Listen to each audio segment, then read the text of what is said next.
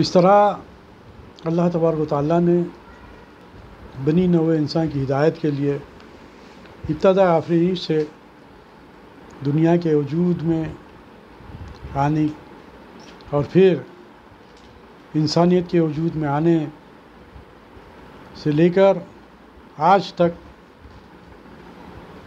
اور پھر قیامت تک آنے والے لوگوں کے لیے اللہ تبارک و تعالیٰ نے اپنی کتابوں کے ذریعے اور اپنے پیغمبروں کے ذریعے ان کی ہدایت کے لیے، ان کی دنیا اور آخرت کی زندگی کو کامیاب کرنے کے لیے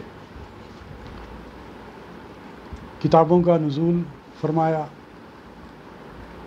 اور سرکار دو عالم صلی اللہ علیہ وسلم پر آخری کتاب، کیونکہ آپ صلی اللہ علیہ وسلم خاتم النبیین ہیں، آپ صلی اللہ علیہ وسلم پر آخری کتاب یعنی قرآن مجید کا نزول عمل میں لایا۔ اس لیے قرآن مجید کے تعلق سے، اس کی وحی کے تعلق سے میں نے آپ کے سامنے چند باتیں رکھی تاکہ ہم کو اس بات سے بھی ہم واقفیت حاصل کریں کہ کس طرح قرآن مجید کا نزول عمل میں آیا۔ قرآن مجید کے تعلق سے آپ ہم سبھی اس بات سے بخوبی واقف ہیں کہ سرکار دو عالم صلی اللہ علیہ وسلم پر یہ 23 سال کے عرصے میں نازل ہوا، اور پھر یہ 23 سالہ جو دور سرکار دو عالم صلی اللہ علیہ وسلم کا رہا ہے،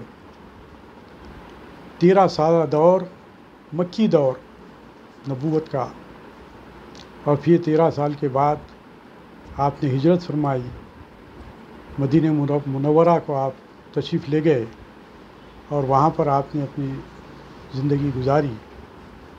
تو یہ جو 23 سالہ جو دور رہا ہے، اس 23 سالہ دور میں اللہ تبارک و تعالیٰ نے قرآن مجید کے ذریعے تمام بنی نوع انسان کی ہدایت کے لیے قرآن مجید میں مختلف احکامات نازل کرتے رہے۔ قرآن مجید میں آپ اکثر دیکھے ہوں گے کہ اس پر قرآن کی ابتدا میں لکھا ہوتا ہے کہ مکی صورت اور مدنی صورت، یعنی کہ جو صورتیں اور جو آیتیں مکے میں نازل ہوئے اکثر اس کو مکی صورتیں قرار دیا جاتا ہے، اور جو مدینے میں نازل ہوئی اسے مدنی صورتیں نازل کیا جاتا ہے۔ اس تعلق سے روایات میں بات آتی ہے کہ اس کا صحیح مفہوم سمجھنے کے لیے کہ مکی اور مدنی صورتیں اور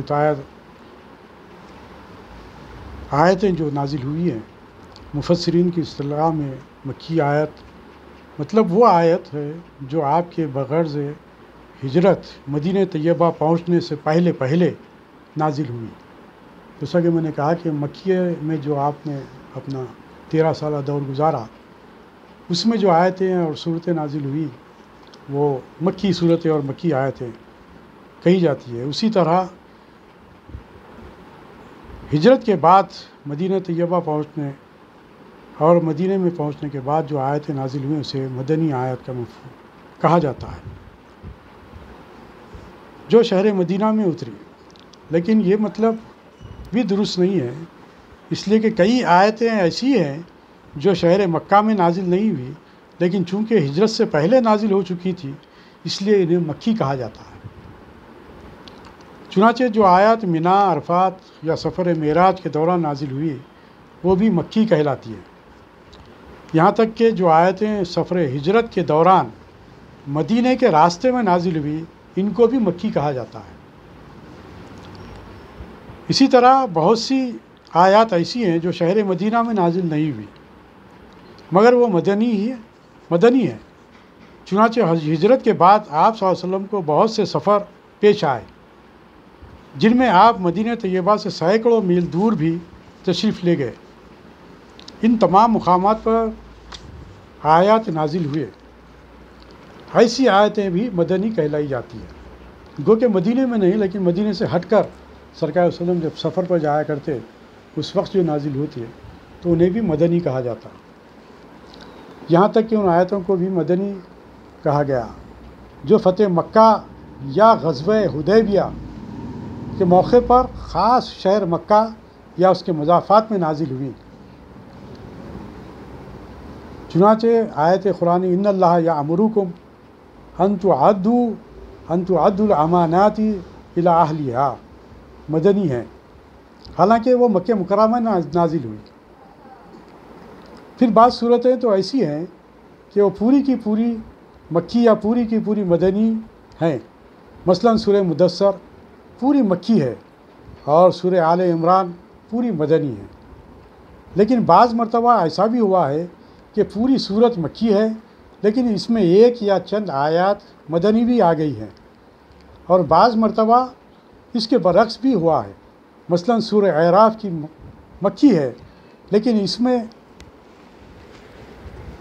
چند آیات جو وَاسْأَلْهُمْ عَنِ الْقَرْيَةِ الَّتِي كَانَتْ حَاضِرَةَ الْبَحْرِ سے لے کر وَإِذَا أَخَذَ رَبُّكَ مِن بَنِي آدَم کی آیات مدنی ہیں۔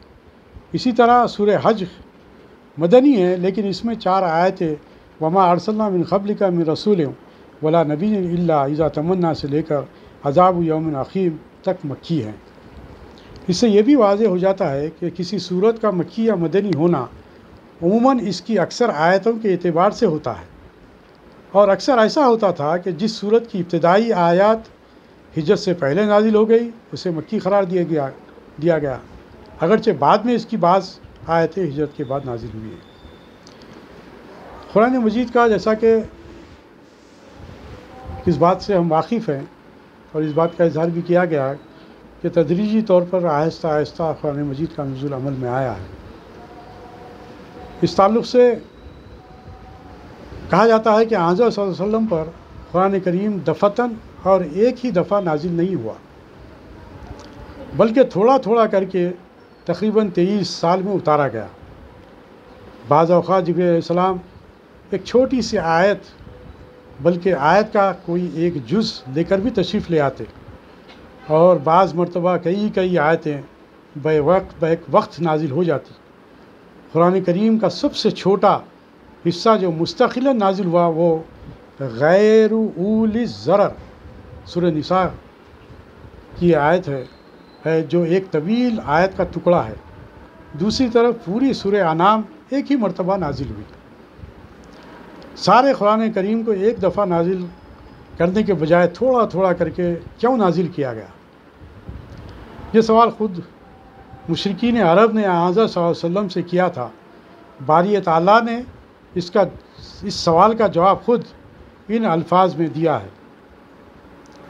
قرآن مجید کی آیات سورہ فرقان کی، اور یہ کافر لوگ کہتے ہیں کہ ان پر سارا قرآن ایک ہی دفعہ کیوں نازل نہیں کر دیا گیا؟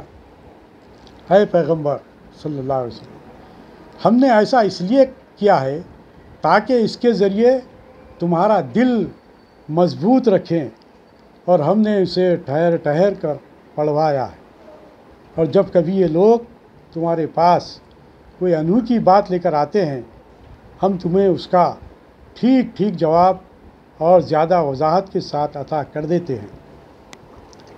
یہ جواب اللہ تبارک و تعالیٰ کا کافروں کو رہا ہے، اور اس سے سرکار دو علیہ وسلم کی تسلی بھی کی گئی ہے۔ اور اس سے ایک بات ہمارے سامنے یہ بھی آتی ہے کہ قرآن کو جو نازل کیا گیا ہے ٹھہر ٹھہر کر آہستہ آہستہ، اسی طریقے سے قرآن کو پڑھنے کے تعلق سے بھی یہی بات کہی گئی کہ آہستہ آہستہ پڑھیں، یعنی کہ رک رک کر، آہستہ آہستہ سے مراد ٹھہر ٹھہر کر پڑھیں۔ امام راضی رحمۃ اللہ علیہ نے اس آیت کی تفسیر میں قرآن کریم کے تدریجی نزول کی جو حکمتیں بیان فرمائی ہیں، یہاں ان کا خلاصہ سمجھ لینا کافی ہے۔ وہ فرماتے ہیں کہ حضرت صلی اللہ علیہ وسلم امی تھے، لکھتے پڑھتے نہیں تھے، اس لیے اگر سارا قرآن ایک مرتبہ نازل ہو گیا ہوتا تو اس کا یاد رکھنا اور ضبط کرنا دشوار ہوتا۔ اس کے برخلاف حضرت موسیٰ علیہ السلام لکھنا پڑھنا جانتے تھے، اس لیے ان پر توریت ایک ہی مرتبہ نازل کر دی گئی۔ دوسرے نکات، اگر پورا قرآن ایک دفعہ نازل ہو جاتا تو تمام احکام کی پابندی فوراً لازم ہو جاتی، اور یہ اس حکیمانہ تجریج کے خلاف ہوتا جو شریعت محمدی صلی اللہ علیہ وسلم میں ملحوظ رکھی گئی۔ تیسرا نکتہ، حضرت صلی اللہ علیہ وسلم کو اپنی قوم کی طرف سے ہر روز نئی اذیتیں برداشت کرنی پڑتی تھی۔ جبرائیل علیہ السلام کا بار بار قرآن کریم لے کر آنا ان اذیتوں کے مقابلے کو آسان بنا دیتا تھا اور آپ کی تقویت قلب کا سبب بنتا تھا۔ قرآن کریم کا ایک بڑا حصہ لوگوں کے سوالات کے جواب اور مختلف واقعات سے متعلق ہے، اس لیے ان آیتوں کا نزول اسی وقت مناسب تھا جس وقت وہ سوالات کیے جاتے تھے یا وہ واقعات پیش آیا کرتے تھے۔ اس سے مسلمانوں کی بصیرت بھی بڑھتی تھی اور قرآن کریم کی غیبی خبریں بیان کرنے سے اس کی حقانیت اور زیادہ آشکار ہو جاتی تھی۔ یعنی کہ قرآن مجید کو ہم کیا کہتے ہیں؟ قرآن حکیم بھی کہتے ہیں۔ یہ حکمت والی کتاب ہے۔ قرآن حکیم یعنی کہ حکمت والی کتاب ہے۔ اس کے اندر جب جو چیز ضرورت محسوس ہوئی اس کو حکیمانہ انداز سے اللہ تبارک و تعالیٰ نے پیش کر دیا تاکہ سننے والوں پر اور پھر اس پر عمل کرنے والوں پر بھی گرا نہ گزرے۔ ایمانی وہ کیفیت جو حقیقی ایمان کیفیت کا جو معاملہ ہے، حقیقی ایمان جسے کہتے ہیں، وہ اللہ تبارک و تعالیٰ نے آہستہ آہستہ آہستہ آہستہ صحابہ کرام کے اندر پیدا کیا، اور پھر یہی وجہ تھی کہ سرکار دو علیہ وسلم جو ارشاد فرماتے، یعنی کہ قرآن کی شکل میں ارشاد فرماتے، قرآن کی آیت کی شکل میں ارشاد فرماتے، تو اللہ تبارک و تعالیٰ کا وہ فرض اس پر جو سو صحابہ کرام عمل کرنے لگ جاتے۔ دوسرے جو قرآن مجید سے ہٹ کر جو سرکار علیہ وسلم جو ارشاد فرماتے وہ حدیث کی صورت میں آج الحمدللہ وہ محفوظ ہے ہمارے سامنے۔ سیاستہ میں تمام احادیث ہمارے سامنے موجود ہیں، تمام احادیث ہمارے سامنے، تمام سرکار علیہ وسلم کی سیرت ہمارے سامنے موجود ہے۔ حدیث سے مراد کیا ہے؟ حدیث سے مراد یہ ہے کہ سرکار دو عالم صلی اللہ علیہ وسلم جو بات کہے وہ حدیث، سرکار دو علیہ وسلم جو عمل کیے وہ حدیث، سرکار دو علیہ وسلم نے صحابہ کرام کو عمل کرتے ہوئے دیکھا اور آپ خاموش رہے وہ بھی حدیث۔ اسی لیے سرکار علیہ وسلم نے ارشاد فرمایا کہ اصحابی النجوم، کہ میرے صحابہ ستاروں کی مانند ہے، تم ان میں سے کسی کی بھی پیروی کرو گے تو تم راہ راست پر رہو گے۔ تو بہرحال اس طرح قرآن مجید کا جو نزول عمل میں آیا وہ آہستہ آہستہ بتدریج موقع اور مناسبت سے کن حالات میں کن آیات کا نزول ہونا ضروری تھا، کن حالات کو جو پیش کرنا اللہ تعالیٰ نے محسوس کیا، ان آیات کو اللہ تعالیٰ نے دنیا میں پیش کیا تاکہ دنیا میں رہنے والے لوگ اس کو آسانی سے قبول کریں اور اس پر عمل پیرا ہو جائیں۔ اگر جیسا کہ اس میں بات کہی گئی کہ قرآن مجید کو اگر ایک ہی شکل میں ایک ہی صورت میں اگر اس کو نازل کر دیتے تو بھی اس پر اعتراض ہوتا، کیونکہ سرکار دو علیہ وسلم لکھنا پڑھنا نہیں جانتے تھے۔ دنیاوی اعتبار سے سرکار دو علیہ وسلم کو اللہ تبارک و تعالیٰ نے اتنا علم عطا کیا کہ دنیا میں آنے والے دنیا بنے جب سے اور قیامت تک آنے والے انسانوں کو اتنا علم نہیں ہے جتنا علم اللہ تبارک و تعالیٰ نے سرکار دو علیہ وسلم کو عطا کیا۔ سرکار دو علیہ وسلم کو لکھنا پڑھنا نہیں آتا، مطلب یہ جو تحریر جو ہوا کرتی تھی وہ لکھنا نہیں آتا تھا، وہ تحریر پڑھنا نہیں آتا تھا، لیکن اللہ تبارک و تعالیٰ نے سرکار علیہ وسلم کو علم اس قدر عطا کر دیا کہ آپ جتنا جانتے ہیں اتنا علم کسی دنیا میں کسی انسان کو نہیں ہو سکتا۔ اس بات کو پیش نظر رکھنا چاہیے۔ امی سے مراد یہ نہ لے کہ سرکار علیہ وسلم بس تفاسیر میں بات بھی کہی گئی ان پڑھ ایسا الفاظ استعمال کیے گئے، ایسا نہیں ہے۔ آپ کو جو علم اللہ تعالیٰ نے عطا کیا ایسا علم کسی اور کو اتنا علم عطا نہیں کیا۔ آپ کو جتنا علم تھا اتنا علم کسی اور کو نہیں ہے۔ تو اس بات کو ہمیشہ ہم کو پیش نظر رکھنا چاہیے، ان آداب کو ملحوظ رکھنا چاہیے، ہم سے کہیں کچھ لغزش نہ ہو جائے۔ اس لیے میں آپ کے سامنے تمام تفصیلات آپ کے سامنے رکھ رہا ہوں۔ اور پھر ہم کو یہ بھی پیش نظر رکھنا چاہیے کہ قرآن مجید کا جو نزول ہوا اس کے تعلق سے ہم اس وقت لازمی بات ہے کہ جب ہم آیات کو پڑھتے ہیں، اس کا ترجمہ دیکھتے ہیں، تو صرف قرآن کے پڑھنے سے اور قرآن کے ترجمے کو پڑھ لینے سے قرآن کو نہیں سمجھ سکتے، قرآن کو نہیں سمجھ سکتے۔ اسی لیے اللہ تبارک و تعالیٰ نے بڑا فضل و کرم کیا کہ سرکار دو عالم صلی اللہ علیہ وسلم کے ذریعے قرآن کا علم صحابہ کرام تک پہنچایا، بہت حد تک قرآن کا علم صحابہ کرام تک پہنچایا، جو جاننا ضروری تھا وہ تمام علم سرکار صلی اللہ علیہ وسلم نے صحابہ کرام تک پہنچایا۔ صحابہ کرام کے ذریعے وہ علم تابعین تک پہنچا، اس کے بعد طب تابعین تک پہنچا، اس کے ذریعے پھر وہ ہمارے اسلاف اس کا یہ علم حاصل کرتے رہے۔ تو یہ قرآن مجید کا جو علم ہے یہ مسلسل چلتا آ رہا ہے، مسلسل چلتا آ رہا ہے۔ جیسا کہ عموماً یہ بات کہی جاتی ہے کہ صحیح بخاری شریف آپ کی جو ولادت ہے وہ 194 ہجری میں آپ کی ولادت ہوئی، اور 216 ہجری میں آپ نے جو احادیث کو جمع کرنا شروع کیا۔ تو لوگوں کو جو کم علم ہے وہ لوگ یہ سمجھتے ہیں کہ حضرت بخاری شریف کو تو یہ بات کہی جاتی ہے، اور جو حق ہے وہ یہ کہ قرآن مجید کے بعد سب سے مصدقہ اگر کوئی کتاب ہے تو بخاری شریف ہے۔ لیکن بخاری شریف لکھی گئی 200 سال کے بعد، تو 200 سال کے عرصے میں کیا کیا ہوا، کیا اس کے اندر کوئی تغیرات، کوئی چیزیں، تو یہ ان کی غلط فہمی ہے۔ کیونکہ جو کچھ بھی علم بخاری شریف نے بخاری میں جو جمع کیا ہے وہ علم وہ ہے جو مسلسل صحابہ کرام سے چلتا آ رہا تھا، جو صحابہ کرام تک پہنچا، پھر صحابہ کے بعد تابعین تک، طب تابعین تک۔ وہ علم ان لوگوں سے بخاری نے حاصل کیا۔ حضرت محمد بن اسماعیل بخاری رحمۃ اللہ علیہ نے وہ علم ان سے حاصل کیا اور اس کو انہوں نے جمع کیا۔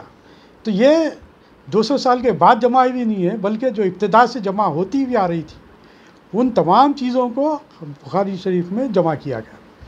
تو اس سے یہ بات صاف ہو جانا چاہیے کہ جو کچھ بھی احادیث کی جو کتابیں ہیں وہ حق ہیں، سیاستہ کی جتنی بھی احادیث ہیں وہ حق ہے، اس پر ہم کو عمل کرنا ہمارے لیے لازم ہے۔ جیسا کہ قرآن مجید پر ہم کو عمل کرنا لازم ہے، اسی طرح سرکار صلی اللہ علیہ وسلم کی احادیث پر بھی ہم کو عمل کرنا لازم ہے۔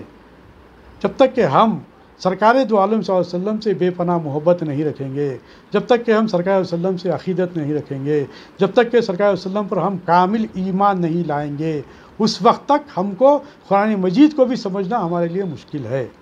اور اسی بات کو آپ دیکھیں گے کہ جتنے بھی کتابیں قرآن مجید کے ترجمے اور تفاسیر ہیں، آپ اس کے اندر ترجمے سے پڑھ کر آپ قرآن کو نہیں سمجھ سکتے۔ جیسا کہ میں بات آپ سے کہہ رہا تھا کہ قرآن کو عربی میں پڑھ لینے اور پھر اس کے ترجمے سے ہم جس زبان میں ہم ترجمہ پڑھتے ہیں اس سے ہم قرآن کو نہیں سمجھ سکتے جب تک کہ اس کی ہم تفسیر نہ پڑھ لیں۔ تفسیر سے مراد اس کی تمام تفصیلات کو ائمہ کرام نے، ہمارے اسلاف نے، ہمارے علماء کرام نے اس کو مفصلاً بیان کیا ہے، تفصیل کے ساتھ۔ کیسا بیان کیا؟ وہ احادیث کی روشنی میں، سرکار دو عالم صلی اللہ علیہ وسلم کی سیرت ہی کی روشنی میں ان قرآنی آیات کی تفسیر میں بیان کر دی گئی، جس سے ہم قرآن کو سمجھ سکتے ہیں۔ تو قرآن کو سمجھنے کے لیے صرف قرآن کو عربی میں پڑھ لینا یا ترجمہ پڑھ لینے سے قرآن کو نہیں سمجھ سکتے جب تک کہ ہم اس کی تفسیر نہ پڑھیں، تفسیر کا مطالعہ نہ کریں، تفسیر کو نہ دیکھیں، اس وقت تک ہم قرآن کو نہیں سمجھ سکتے۔ قرآن کے جو وہ ہے شان نزول کو ہم کو دیکھنا پڑے گا۔ جیسا کہ میں نے کہا کہ قرآن مجید کو ایک ساتھ نازل نہیں کیا گیا، تدریجاً نازل کیا گیا۔ تو وہ کب نازل کیا گیا؟ جیسا کہ یہ بات بھی آپ کے سامنے آئی کہ موقع و محل کے اعتبار سے، جو کفار جو سوالات کیا کرتے تھے اس کے اعتبار سے اور حالات کے اعتبار سے، اس وقت کون سی حالات میں کون سی آیتیں نازل کرنا اللہ تبارک و تعالیٰ نے مناسب سمجھا، ان آیات کو اللہ تبارک و تعالیٰ نے، ان صورتوں کو اللہ تبارک و تعالیٰ نے نازل کیا۔ تو اس کے لیے کن حالات میں نازل کیا گیا اسے کہتے ہیں شان نزول۔ تو شان نزول کا جاننا بھی ہمارے لیے بے حد ضروری ہوتا ہے۔ آپ دیکھیے کہ قرآن کریم کی آیتیں دو قسم کی ہیں۔ ایک تو وہ آیتیں ہیں جو اللہ تعالیٰ نے از خود نازل فرمائی، کوئی خاص واقعہ یا کسی کا کوئی سوال وغیرہ ان کے نزول کا سبب نہیں بنتا۔ دوسری آیات ایسی ہیں کہ جن کا نزول کسی خاص واقعے کی وجہ سے یا کسی سوال کے جواب میں ہوا، جسے ان آیتوں کا پس منظر کہنا چاہیے۔ یہ پس منظر مفسرین کی اصطلاح میں سبب نزول یا شان نزول کہلاتا ہے۔ تو قرآن مجید کی مختلف آیتیں، مختلف صورتیں جو نازل ہوئی ہیں، اس کے اندر اسی بات کو پیش نظر رکھتے ہوئے اس کے شان نزول کے ساتھ مفسرین کرام نے آج ہمارے سامنے سارا کا سارا دفتر ہمارے سامنے پیش کر دیا۔ اب ضرورت اس بات کی ہے کہ ہم قرآن مجید کو کھول کر پڑھنے کے لیے کچھ وقت نکالیں، کیونکہ یہ کتاب ہماری زندگیوں میں انقلاب لانے والی کتاب ہے۔ جیسا کہ کل بھی میں نے یہ بات کہی تھی کہ یہی قرآن مجید ہے جو انقلاب لائی، ایسا انقلاب لایا، ایسا دلوں کو پھیرا، ایسا مشرکین مکہ کے دلوں کو پھیرا، اور مدینے میں رہنے والے مشرکین کو اور مدینے کے اطراف رہنے والے یہود و نصارہ کے دلوں کو پھیرا۔ تو وہ کیا چیز تھی؟ وہ یہی قرآن مجید تھا، یہی قرآن مجید تھا جس کو اللہ تبارک و تعالیٰ نے سرکار دو عالم صلی اللہ علیہ وسلم کے قلب اطہر پر نازل کیا، اور سرکار دو علیہ وسلم نے اس کو من و عن دنیا کے سامنے پیش کیا، جسے متاثر ہو کر دنیا متاثر ہوئی، صحابہ کرام متاثر ہوئے، صحابہ کرام کو وہ علم حاصل ہوا جو علم اللہ تبارک و تعالیٰ سرکار صلی اللہ علیہ وسلم کے ذریعے دنیا میں آنے والے تمام انسانوں کو دینا چاہتا ہے۔ وہ تمام علم آج بھی محفوظ ہے، آج بھی تمام علم ہمارے اندر محفوظ ہے، وہ علم ہمارے سامنے ہے، تمام تفاسیر، تمام کتابیں آج ہمارے سامنے ہیں، سرکار دو عالم صلی اللہ علیہ وسلم کی تمام سیرت ہمارے سامنے ہیں۔ آپ کے سامنے ایک بات کہوں، آپ کے سامنے ایک بات کہنا چاہوں گا اس موقع پر کہ دیکھیے، یہ دنیا میں سب سے زیادہ پڑھی جانے والی اگر کوئی کتاب ہے تو وہ قرآن مجید ہے۔ سب سے زیادہ دنیا میں جتنی بھی کتابیں نازل ہوئی، جتنی بھی کتابیں آئی ہیں، کتنی بھی کتابیں مصنفین لکھتے ہیں، اس کو ایک سے دو بار نہیں پڑھا جا سکتا۔ ایک بار پڑھ لیں تو دوسری بار پڑھ لیں، اس کے بعد تیسری بار اکتا جاتے ہیں۔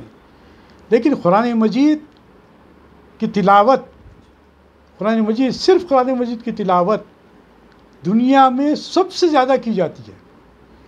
قرآن مجید میں سب سے زیادہ پڑھے جانے والی کتاب وہ قرآن مجید ہے۔ لیکن افسوس سے میں یہ بات کہنا چاہوں گا کہ جہاں سب سے زیادہ پڑھی جانے والی، تلاوت کی جانے والی کتاب قرآن مجید ہے، وہیں پر قرآن مجید ہی ایسی کتاب ہے جو بہت کم سمجھ کر پڑھی جاتی ہے۔ سب سے زیادہ نہ سمجھ کر پڑھی جانے والی کتاب بھی قرآن مجید ہی ہے۔ آج کروڑہا مسلمان دنیا میں بستے ہیں، کروڑہا مسلمان دنیا میں بستے ہیں، رستے ہیں۔ آج ہمارے گھروں میں ہم دیکھ لیں، آج ہمارے گھرانوں میں ہم دیکھ لیں، ہمارے مقامات پر ہم دیکھ لیں، اپنے محلوں میں ہم دیکھ لیں، کہ آپ دیکھیں گے کہ قرآن مجید کی روز الحمدللہ اللہ کے بندے تلاوت کرتے ہوئے آپ کو نظر آئیں گے، صبح فجر کے ساتھ نظر آئیں گے، کوئی اپنے اپنے اوقات کے اعتبار سے قرآن مجید کو پڑھتے ہوئے نظر آئیں گے۔ مسجدوں میں تلاوت ہو رہی ہے قرآن مجید کی، گھروں میں تلاوت ہو رہی ہے قرآن مجید کی۔ لیکن ان کروڑہا بندوں میں کتنے لاکھ انسان ایسے ہیں جو قرآن مجید کو سمجھ کر پڑھنے کے لیے اس کے تراجم اور تفاسیر پڑھ رہے ہیں؟ ہم اپنے گھروں کا جائزہ لے لیں، ہمارے اپنے گھر میں کتنے افراد ہیں، ہمارے اپنے گھر میں کتنے افراد ہیں، اور کتنے افراد قرآن مجید پڑھتے ہیں، ناظرہ تلاوت کرتے ہیں، اور کتنے افراد ایسے ہیں جو قرآن مجید کو سمجھنے کے لیے اس کا ترجمہ اور تفسیر لے کر پڑھنے کے لیے اپنا وقت لگاتے ہیں۔ ہم اندازہ لگائیے، ہم اس بات کا اندازہ لگائیں۔ لیکن میں یہ بات نہیں کہتا کہ قرآن مجید کی تلاوت نہ کریں، بلکہ میں یہ کہتا ہوں کہ قرآن مجید کی تلاوت روز کریں، کیونکہ اس کی برکتیں بہرحال ہم کو حاصل ہوتی ہیں، اس کی برکتیں ہم پر نازل ہوتی ہیں، اس کی برکتوں سے ہمارے گھروں میں برکتیں ہوتی ہیں۔ لیکن میرا کہنا یہ ہے کہ قرآن مجید نیکیوں کے لیے نازل نہیں ہوا، برکتیں حاصل کرنے کے لیے نازل نہیں ہوا۔ یہ تو حاصل ہو جاتے ہیں، نیکیاں خود بخود حاصل ہو جاتی ہے، برکتیں خود بخود نازل ہو جاتی ہیں، اس سے کوئی انکار نہیں ہے۔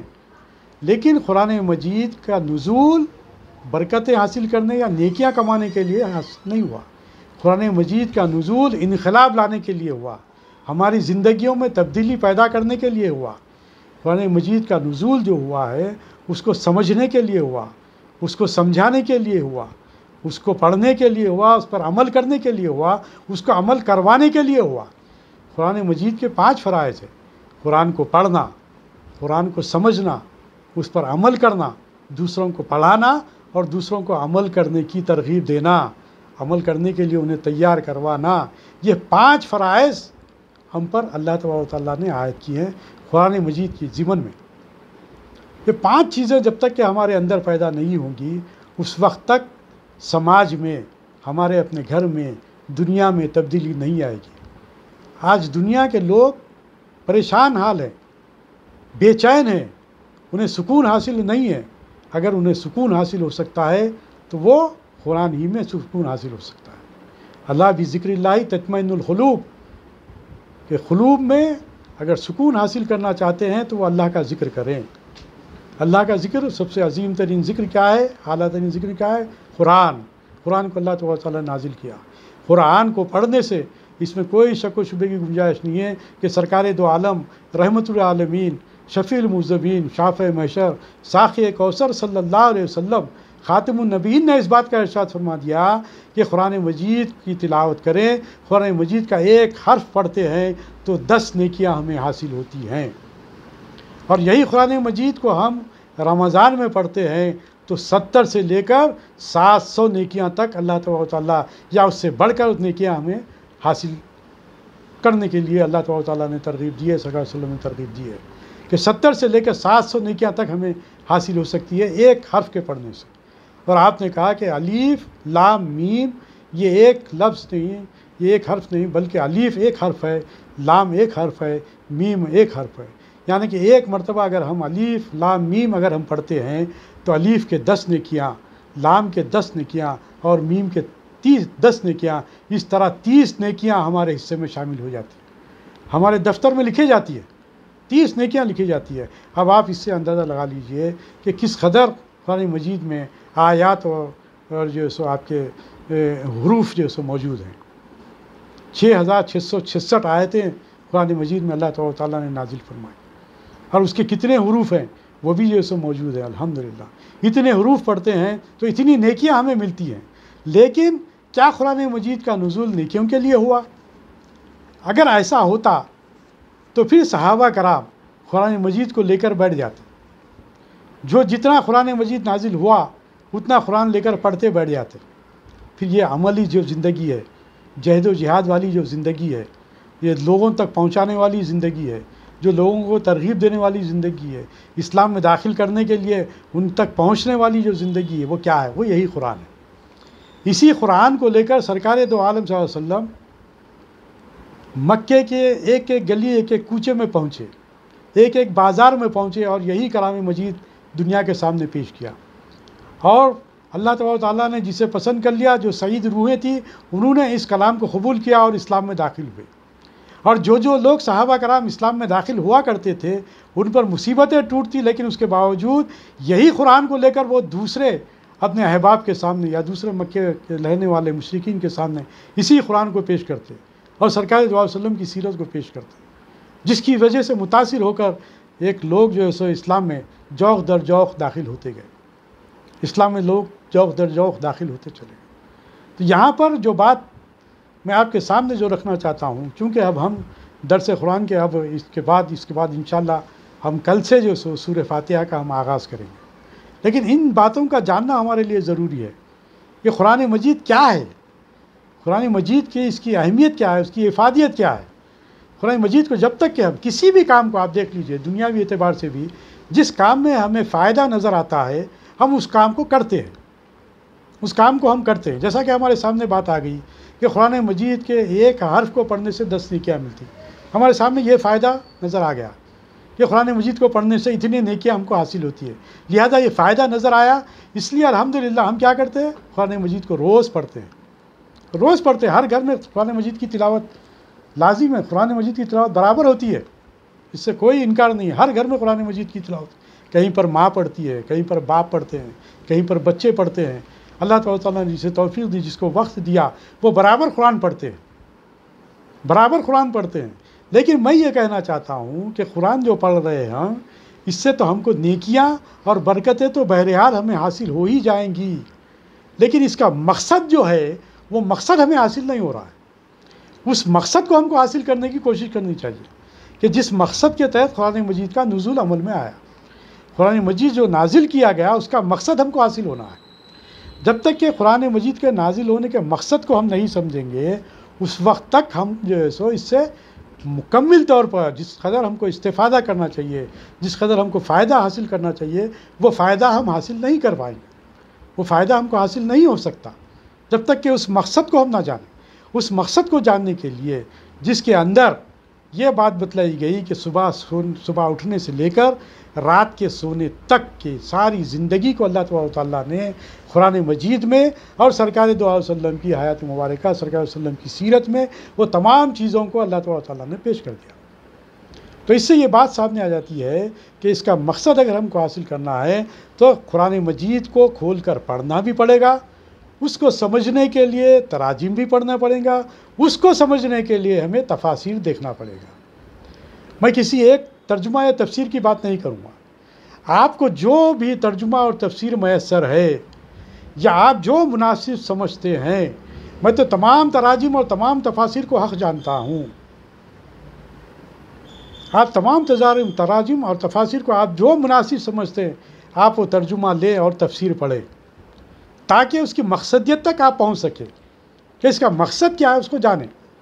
اس کے جو احکام اللہ تعالیٰ نے ہم پر نازل کیے اس کو ہم سمجھیں، محسوس کریں کہ ہماری زندگی کا آخر مقصد کیا ہے، ہماری زندگی کے وجود کا مقصد کیا ہے. جیسا کہ میں نے ابتدا میں آپ کے سامنے بات رکھی کہ الذی خلق الموت والحیات لیبلوکم وایکم احسن عملا. یہ کون ہے؟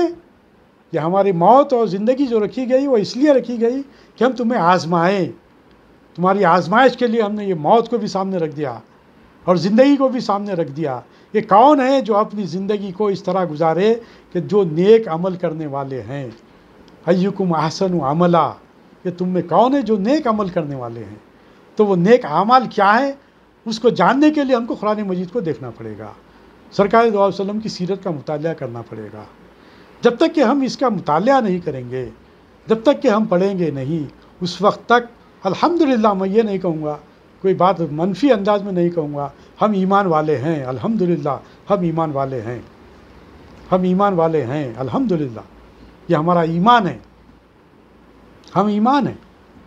لیکن میں یہ چاہوں گا کہ وہ ایمان کامل، ایمان حقیقی ہمارے اندر پیدا ہو جائے تاکہ دنیا کی حقیقت بھی ہمارے سامنے آئے اور زندگی کس طرح گزارنا چاہیے وہ ہمارے سامنے آئے.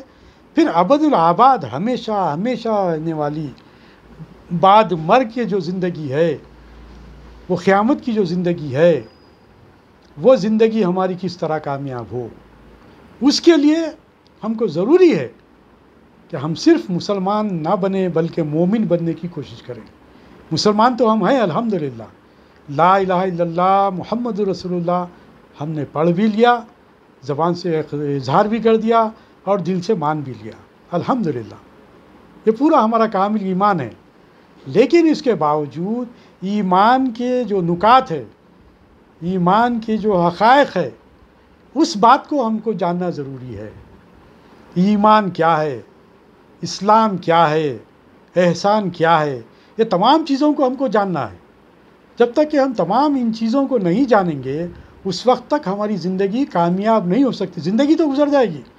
ہم یہ سمجھ رہے ہیں کہ ہم الحمدللہ قرآن بھی پڑھتے ہیں، تلاوت کرتے ہیں، الحمدللہ 5 وقت نماز بھی پڑھتے ہیں، الحمدللہ ماں باپ کی خدمت بھی کرتے ہیں، الحمدللہ بیوی شوہر بیوی کی خدمت بھی کرتا ہے، الحمدللہ ہم اپنے بچوں کی تعلیم و تربیت کی جو سو ذمہ داری بھی جو سو بحسن خوبی ہم انجام دے رہے ہیں الحمدللہ. لیکن یہی سب کچھ نہیں ہے، لیکن یہی سب کچھ نہیں ہے. اس سے ہٹ کر بھی ہم پر ذمہ داری ہے، اس سے ہٹ کر بھی جو ہم پر ذمہ داری ہے، جو انبیاء کرام کی جو ذمہ داری تھی، جس لیے اللہ تعالیٰ نے انبیاء کو نازل کیا، جس لیے اللہ تعالیٰ نے انبیاء کو نازل کیا، جس کے بعد صحابہ کرام نے اپنی زندگیوں کو گزارا، ہمارے اسلاف نے اپنی زندگیوں کو گزارا، اولیاء اللہ بزرگان دین نے اپنی زندگی کو گزار کر دنیا کے سامنے آئینے کی طرح اس کو پیش کر دیا. وہ زندگی کے ان مقاصد کو ہم کو جاننا ضروری ہے. ان مقاصد کو جاننے کے لیے میں آخری میں یہی بات کہوں گا کہ ایک بار پھر اسی بات کی گزارش کہ ہم قرآن مجید کو مختلف ترجمے اور تفاسیر کو حاصل کریں. کچھ اس پر اگر رقم لگتی ہے تو لگائیں، 100 200 500 1000 2000 روپے ہم اپنی خواہشات پر لاکھوں روپے خرچ کرتے ہیں، لاکھوں روپے خرچ کرتے ہیں، لیکن دین کو سمجھنے کے لیے ترجمے کی کتابیں، تفاسیر، سرکار دو علیہ وسلم کی سیرت کی کتابیں جب تک کہ ہم اپنے گھروں میں نہیں خریدیں گے، نہیں رکھیں گے، اور جب تک کہ ہم اپنے گھروں میں اس بات کی تعلیم نہیں دیں گے، آپ دنیا تو زندگی گزار دیں گے، لیکن وہ زندگی دنیاوی اعتبار سے تو کامیاب ہو سکتی ہے، لیکن اخروی حیثیت سے اگر کامیاب ہونے کے لیے ہمارے لیے لازم ہے کہ ہم اخروی زندگی کو بھی کامیاب کرنے کے لیے قرآن مجید کی تعلیم کو ہم جو ہے سو حاصل کرنے کی کوشش کریں، سرکار صلی اللہ علیہ وسلم کی سیرت کو حاصل کرنے کی کوشش کریں۔ ہم اللہ تبارک و تعالیٰ سے دعا ہے کہ اللہ تبارک و تعالیٰ جو کچھ ہم کہہ رہے ہیں، سن رہے ہیں، اس پر عمل کرنے کی توفیق عطا فرمائے، اور اللہ تبارک و تعالیٰ ہمارے ان اعمال کو قبول فرمائے اور ہم سے نیک کام ایسا لے لے جس سے کہ اللہ رب العالمین اور سرکار دو عالم صلی اللہ علیہ وسلم ہم سے راضی ہو جائے، اس طرح ہماری دنیا اور آخرت دونوں کامیاب ہو جائے۔